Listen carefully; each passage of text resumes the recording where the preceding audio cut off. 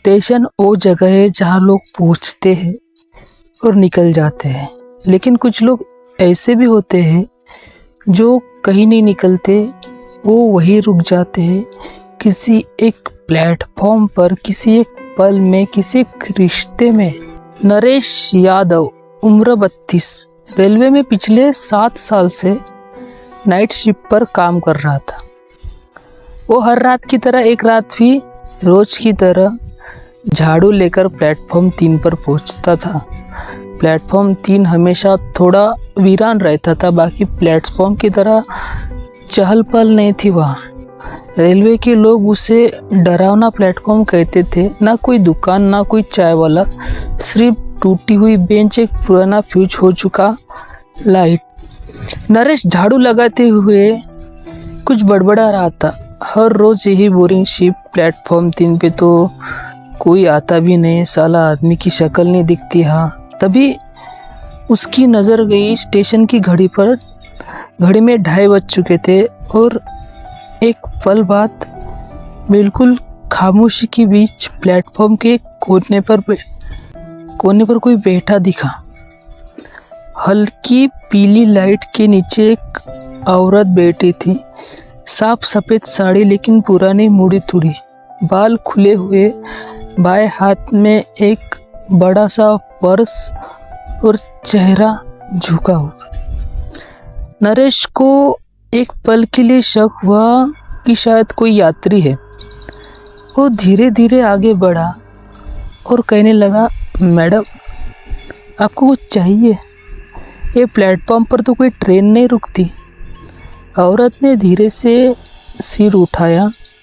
उसकी आंखें थकी हुई थी लेकिन आवाज़ में कंपन नहीं था। बस मेरे पति आने वाले हैं, टिकट काटने गए थे, मैं उनका ही इंतज़ार कर रही हूँ। नरेश ने थोड़ा अजीब महसूस किया। कब गए थे आपके पति? काफ़ी समय हो गया। वो इसी स्टेशन पर काम करते हैं, टिकट चेकर है, हर रात आते हैं, आज भी आएंगे। उसकी आवाज़ में एक अजीब भरोसा था, जैसे कोई बच्चा मान ले कि पिता ज़रूर आएंगे। नरेश थोड़ी देर बाद कैंटीन की तरफ चला गया। 5 मिनट बाद जब लौटा, वो बेंच खाली थी, कोई नहीं था। प्लेटफॉर्म पूरा सुनसान। वो इधर उधर देखने लगा, चिल्लाया, मैडम कहाँ चली गई आप? अकेले मत घूमिए ना। लेकिन जवाब सिर्फ हवा का सरसराहट।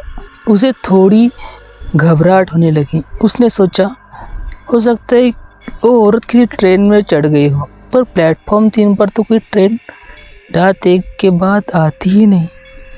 सुबह 9 बजे नरेश अपनी ड्यूटी ख़त्म करके स्टेशन सुपरवाइज़र के ऑफिस में जाकर पूछ लिया, सर क्या कल रात किसी टिकट चेकर की शिफ्ट थी? या स्टाफ लिस्ट चेक की गई, साफ साफ लिखा था 2006 में टिकट चेकर विनोद रॉय की मौत एक हादसे में हो चुकी है। उसी प्लेटफॉर्म पर नरेश चौंक गया।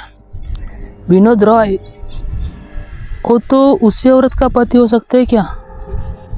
स्टेशन मास्टर ने धीरे धीरे से कहा, देखो नरेश, ये बात सबको नहीं पता, पर यहाँ के पुराने स्टाफ जानते हैं, एक औरत हर रात आती है, उसी बेंच पर बैठती है और उसी इंसान का इंतज़ार करती है जो 17 साल पहले उसी प्लेटफॉर्म पर ट्रेन के नीचे आ गया था।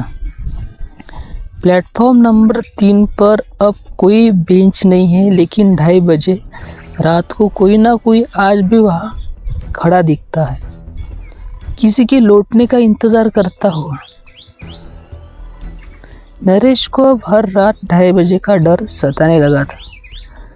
पिछली रात जो औरत मिली थी, उसकी आंखों में एक अजीब सी स्थिरता थी, ना पलकें झपकती, ना चेहरा बदलता। अगली रात जब वो प्लेटफॉर्म 3 पर पहुंचा, उसने देखा वो औरत फिर बैठी थी, उसी बेंच के पास जो अब वहाँ थी ही नहीं, मगर वो बैठी थी हवा में। नरेश का शरीर जम गया। नरेश ने बोला, आप या फिर? औरत ने मुस्कुराकर कहा, वो आएंगे आज, शायद लेट हो गए हैं, उन्हें अपनी ट्रेन पकड़नी थी ना। नरेश कांपते हुए बोला, आप किसकी बात कर रही हो? विनोद, मेरे पति टिकट चेकर 17 साल हो गए, उस रात भी वो प्लेटफॉर्म 3 पर थे। 2006 की रात। अब कहानी फ्लैशबैक में जाती है। नरेश के सामने उस रात की झलक आने लगती है। 2006 की रात थी, 19 अगस्त। विनोद रॉय टिकट चेकर देर से ड्यूटी ख़त्म कर रहा था।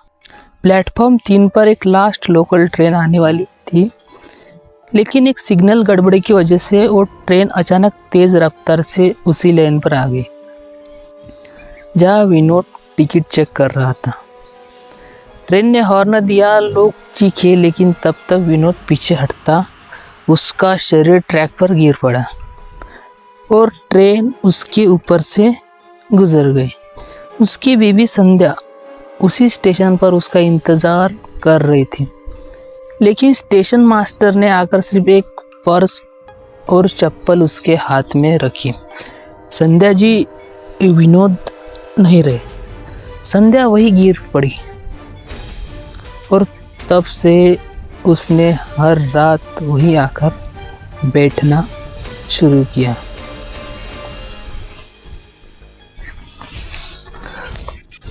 नरेश अब कांपने लगा था। वो समझ चुका था कि जिससे वो बात कर रहा है वो इंसान नहीं है। उसने पीछे हटते हुए कहा, मैडम, विनोद जी अब नहीं आएंगे, आप घर जाइए। औरत अब सीधी खड़ी हो गई। उसका चेहरा अब भी शांत था, लेकिन उसकी आंखों में अंधेरा था, जैसे कोई खाली सुरंग। अगर वो नहीं आए तो मैं भी नहीं आ जाऊंगी, ऐसी वो कहने लगी। नरेश भागकर स्टेशन मास्टर के पास गया। सर, मुझे यकीन हो गया है, प्लेटफॉर्म 3 पर कोई आत्मा है। स्टेशन मास्टर ने धीरे से दराज खोली और एक पुरानी डायरी निकाली। उसमें पहला पन्ना था, संध्या रॉय 1985 टू 2006। विनोद रॉय की पत्नी, जिनकी मृत्यु उनके पति के अंतिम इंतजार में प्लेटफॉर्म नंबर 3 पर हुई। नरेश कांपते हुए पूछा, क्या वो भी? स्टेशन मास्टर ने कहा, हाँ, पति ट्रेन के नीचे गया और बीबी धीरे धीरे पागल हो गई। हर रात इंतजार करती रही और एक दिन उसकी लाश उसी बेंच पर मिली जहां आज भी कोई बैठा है।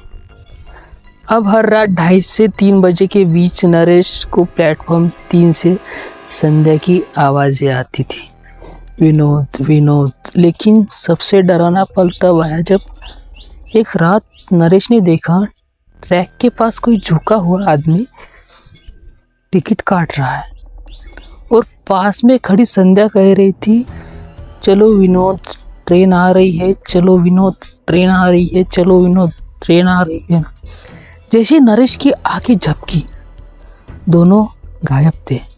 नरेश ने देखा था संध्या और विनोद एक पल को ट्रैक के पास खड़े थे और फिर दोनों अचानक से उसके आंखों के सामने गायब हो गए। कोई ट्रेन नहीं आई, कोई आवाज़ नहीं हुई, बस हवा में एक सन्नाटा रह गया। उस घटना को 3 दिन हो चुके थे। नरेश हर वक्त गुमसुम रहने लगा था, ड्यूटी करता था मगर डर गया था। उस रात के बाद उसकी नींद भी छिन गई थी। कोई आवाज़ नहीं आती थी, मगर प्लेटफॉर्म 3 की तरफ देखते ही उसका सीना भारी होने लगता था।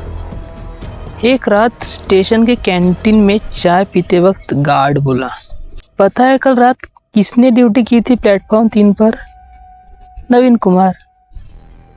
सुबह ड्यूटी छोड़कर भाग गया। कहता है ट्रैक पर कोई महिला खड़ी थी और उसने उसे नाम से बुलाया। नरेश ने चाय का कप वहीं रख दिया। उस रात नरेश अकेला चला गया। 2:30 बज चुके थे। अब कोई बेंच नहीं थी, हटा दी गई थी, मगर पटरी के उस पार एक सफ़ेद साड़ी हवा में लहर रही। नरेश ने हिम्मत जुटाई। संध्या। कोई जवाब नहीं। पर तभी उसके पीछे एक आवाज़ आई, विनोद की। उसने मेरा इंतज़ार किया 17 साल तक। अब मैं उसे ले गया, लेकिन वो लौट आई। नरेश कांप गया था। संध्या और विनोद की आत्माएं शांति नहीं पा रही थी। क्यों? क्योंकि उस रात विनोद की मौत हादसा नहीं थी। स्टेशन रिकॉर्ड रूम में रखी पुराने चार्जशीट में लिखा था, विनोद रॉय आखिरी रात शराब पीकर प्लेटफॉर्म पर लड़े, ट्रैक पर गिराए गए। मारने वाला कोई था, लेकिन मामला दबा दिया गया। संध्या को 17 साल तक नहीं पता था कि उसकी पति की मौत कोई दुर्घटना नहीं बल्कि हत्या थी। और जब उसे सच पता चला, वो भी अंदर से मर चुकी थी। अब उसकी आत्मा इसलिए भटक रही थी क्योंकि इंसाफ अधूरा था। नरेश ने उसी फाइल की कॉपी लेकर रेलवे पुलिस के पास पुराने अफसर से बात की जो रिटायर हो चुका था। वो रिपोर्ट फिर से खोली गई। स्टेशन मास्टर को पूछताछ के लिए बुलाया गया। 17 साल पहले की एक सच्चाई बाहर आई। विनोद को एक सीनियर टिकट चेकर ने गुस्से में धक्का दिया था और फिर उसे हादसे जैसा दिखाने की कोशिश की। उस अफसर की अब उम्र 80 साल थी। न्यायालय ने उसे दोषी ठहराया। मामला छोटा था, पर सच सामने आ गया। नरेश उस रात फिर गया प्लेटफॉर्म नंबर 3 पर 2:30 बजे। अब कोई साया नहीं आया, लेकिन हवा बहुत हल्की और ठंडी सी महसूस हुई, जैसे कोई भारी बोझ हट गया हो। दूर से स्टेशन की लाइट एक बार झपकी और ट्रैक पर बस एक कागज गिरा, पुराना पीला सा टिकट जिस पर लिखा था, अब कोई ट्रेन छूटती नहीं है। इंतज़ार खत्म हुआ। सच्चा मोक्ष तब मिलता है जब आत्मा को सच मिल जाए, ना कि सिर्फ प्यार।